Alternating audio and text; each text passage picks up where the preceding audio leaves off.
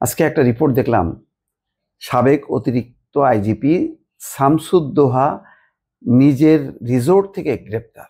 চিন্তা করেন, বাড়ি না, নিজের রিসোর্ট থেকে এক আইজিপি কেমনে কিভাবে সম্ভব হয়, তার অতিরিক্ত আইজিপি। তাহলে বোঝেন যে পুলিশের ঊর্ধ্বতন কর্মকর্তারা কি পরিমাণ টাকা পয়সার মালিক হয়েছে বিগত আমলে। বেনজির দেখছেন না, সারা বাংলাদেশ জুড়ে তার সম্পত্তি। গোপালগঞ্জের বোধহয় অর্ধেক জায়গা তার।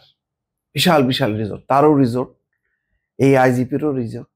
রিসোর্টে রিসোর্টে ভরে গেছে সারা বাংলাদেশ। গত আমলে যেরকম লুটপাট দুর্নীতি হয়েছে সেই রকম রিসোর্ট হয়েছে। যতটা পারছে এখানে তারা বিনিয়োগ করছে, আর বাকিটা হলো বিদেশে। এর থেকে বোঝা যায় যে লুটপাটের চিত্র কত ভয়ঙ্কর। নতুবা একজন অতিরিক্ত আইজিপি, এগুলো কোনো খবর থাকে? আইজি হলেই বাকি, সে রিটায়ার করবে, সচিব পদমর্যাদা, কত সচিব আছে না। তো তারা সাপোজ সরকার একটা ওই প্লট দেয়, সেখানে একটা ডেভেলপার দিয়ে বাড়ি বানায়, থাকে, এই তো মোটামুটি একটা সচ্ছল। কিন্তু এরা ওরে বাপরে বাপ, নব্য জমিদার, সব শত শত একর এদের জায়গা থাকতে হবে। কারণ প্রচুর টাকা, তো লুটের টাকা, ঘুষের টাকা, কমিশনের টাকা, টাকা আর টাকা। দেখেন, চেক জালিয়াতি মামলায় সাবেক অতিরিক্ত আইজিপি শামসুদ্দোহাকে গ্রেপ্তার করা হয়েছে রোববার।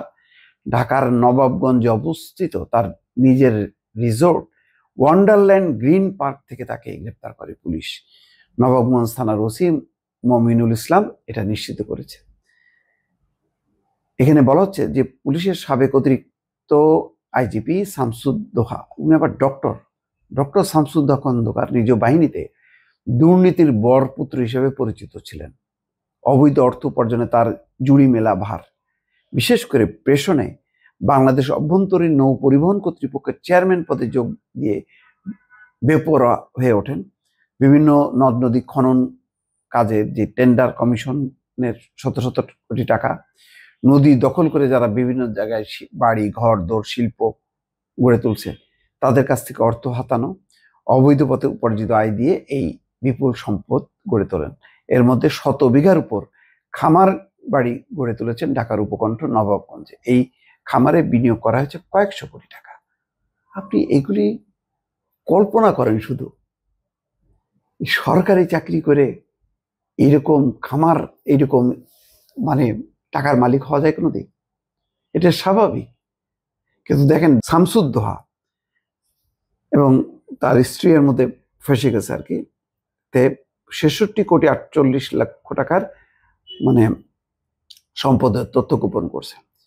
এই ডক্টর শামসুদ্দোহা কিন্তু এত নাম করা পরিচিত না। আমরা যারা চিনি, মানে ডাকাত হোক, দস্যু হোক, লুটেরা হোক, সেটা ধরেন বেনজির, তারপরে মনিরুল, তারপরে আপনার ওই যে বিপ্লব, তারপরে হারুন, এরা পরিচিত ছিল বেশি।